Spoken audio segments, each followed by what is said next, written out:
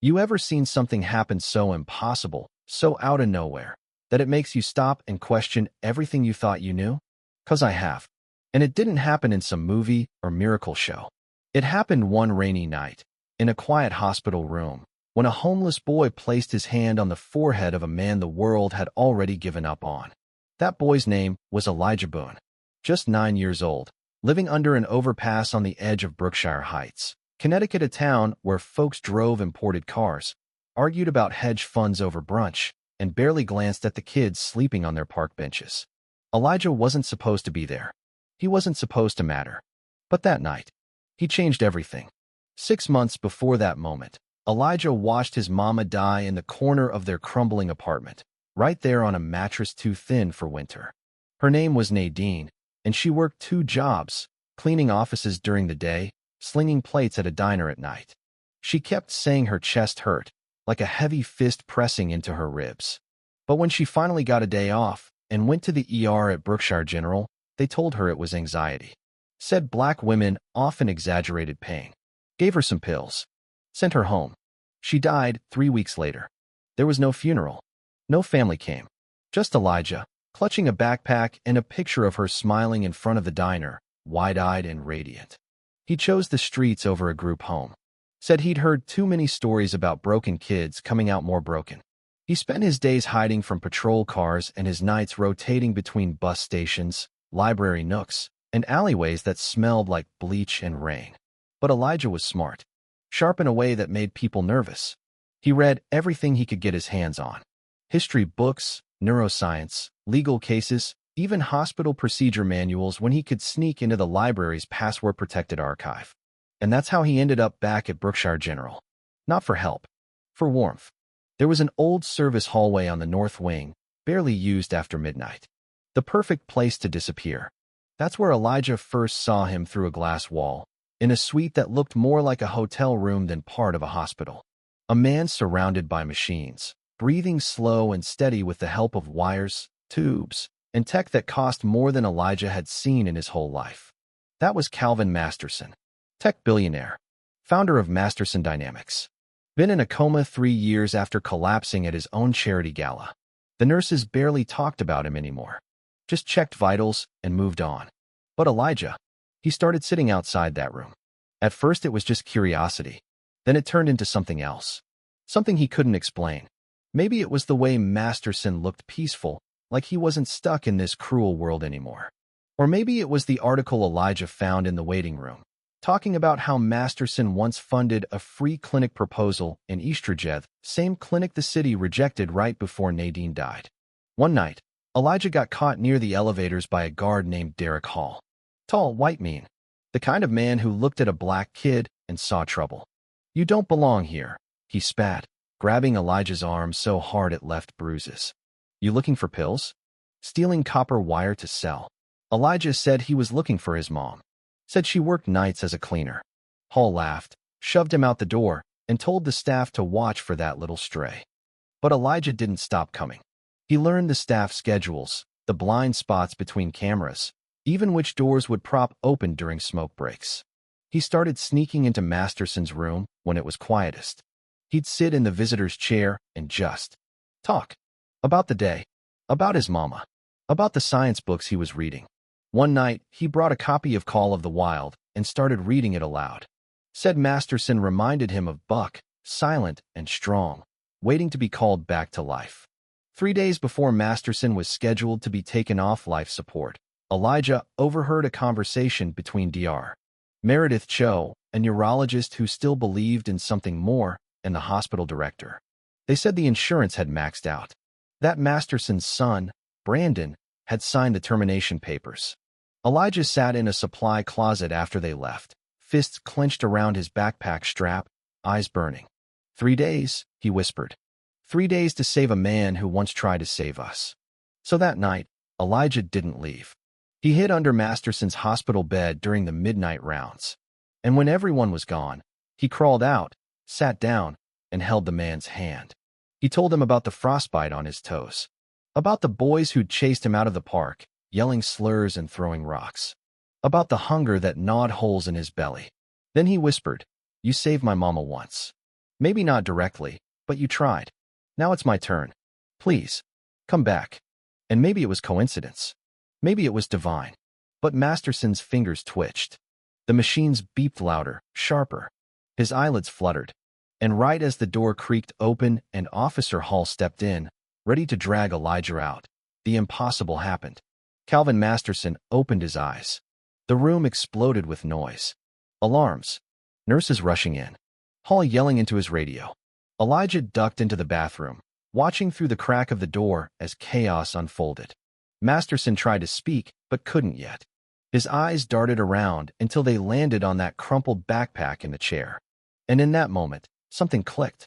They kept Elijah hidden in the supply wing for the next few days. Walter, the old janitor with the busted knee, smuggled him food and news. Said the cameras had glitched that night. No one could prove how it happened. Dr. Cho was convinced Elijah had something to do with it, but she kept her mouth shut. She knew what the hospital board would do if they found out. A homeless black boy as the reason a billionaire woke up? Too messy. Too inconvenient. Meanwhile, Masterson's son Brandon showed up in a tailored suit with pre-written statements for the press. Our family is overjoyed, he said through tears that didn't reach his eyes. But when he stepped into the room, he barely looked at his father before placing a folder on the bedside table. We need to review the company transition. There were structural changes while you were absent. Masterson stared at him, frail but focused. Something in Brandon's tone didn't sit right. Days later, Masterson asked to see all the rejected proposals from the last 3 years. When he saw the Eastridge Clinic listed with a big red X, his hands trembled. He remembered signing off on that grant. It had been reversed 2 weeks after his stroke. By Brandon. And that was the breaking point. Masterson called an emergency board meeting from his hospital bed. He named names. Fired Brandon. Reinstated the diversity programs. Funded the Eastridge Clinic with triple the original grant. Then he said he was establishing guardianship paperwork. For Elijah, the hospital administrator nearly fainted. Sir, he's not even in the system. He has no papers, no address. This isn't how it's done. Then maybe the system is wrong, Masterson said, voice hoarse but clear. This boy brought me back when nobody else bothered to show up. That makes him family in my book. The adoption fight took months. Judge Lal Harmon raised every objection you could imagine. Race, class, age. Is this some act of guilt or charity, Mr. Masterson, he asked. No, Masterson replied. It's survival. His and mine. The final hearing was packed. Elijah wore a thrifted suit too big for his shoulders. He spoke with trembling hands, but clear eyes. Mr. Masterson doesn't see me as a case file or a burden.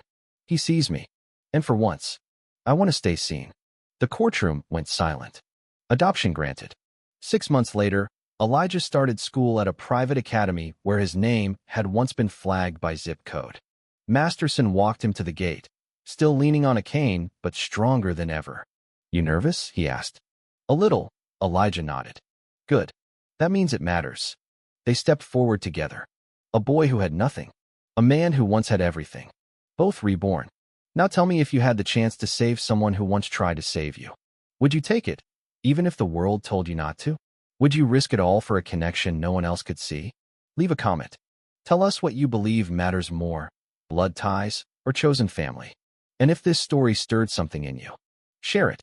Let someone else remember that sometimes the smallest voices bring the biggest miracles. Marcus sat slumped in the oversized chair, oxygen tubes resting under his nose, a half-finished library book still cradled in his lap. The doctors weren't sure he'd make it through the night.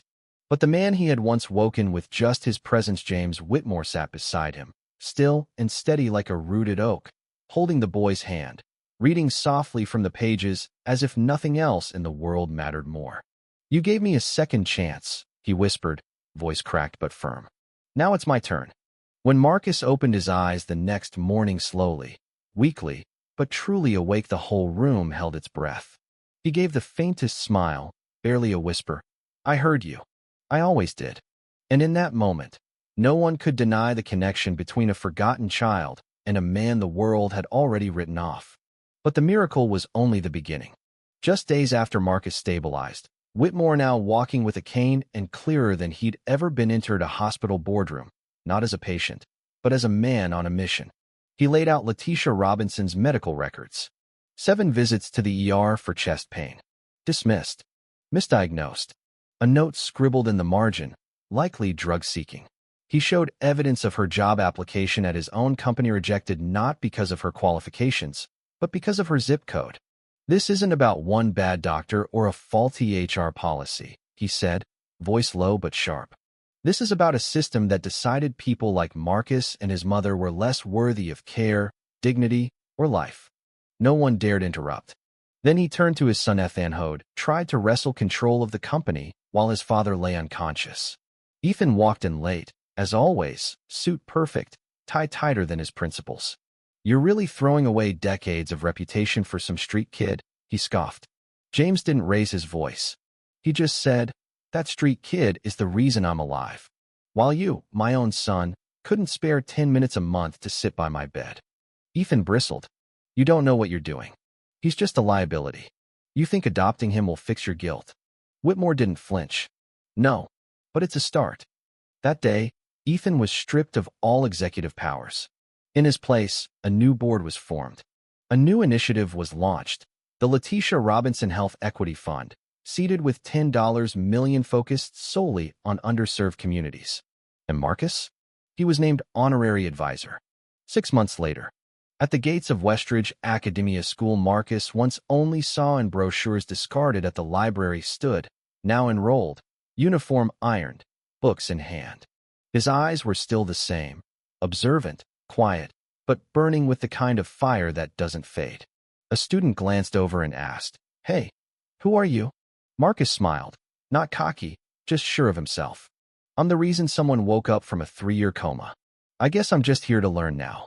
James watched from a few feet away, leaning on his cane. Walter stood beside him, no longer in janitor's clothes, but a pressed shirt and tie. He was now director of facilities. When you help write a miracle, people start listening. And for a second, the three of them, an old billionaire, a once homeless kid, and a man who'd mopped floors for 20 years, shared a quiet look. Nothing needed to be said. They knew. They were proof that some connections go deeper than blood, than titles, than luck. But what about you? If a child with nothing could change the heart of a man who had everything, would you have done the same? Would you be the Ethan privileged, but blind? Or the Marcus hurt, but still holding on? Drop a comment below. Let us know where you stand. Does justice mean accountability, or just compensation? Is family about legacy or love? And if this story moved you even a little, like it. Share it. Subscribe. Let it sit with you. Because sometimes all it takes is a small hand on a sleeping forehead to wake up, not just a man, but a broken world. And maybe, just maybe, that's how change begins. Hoi ChatGPT.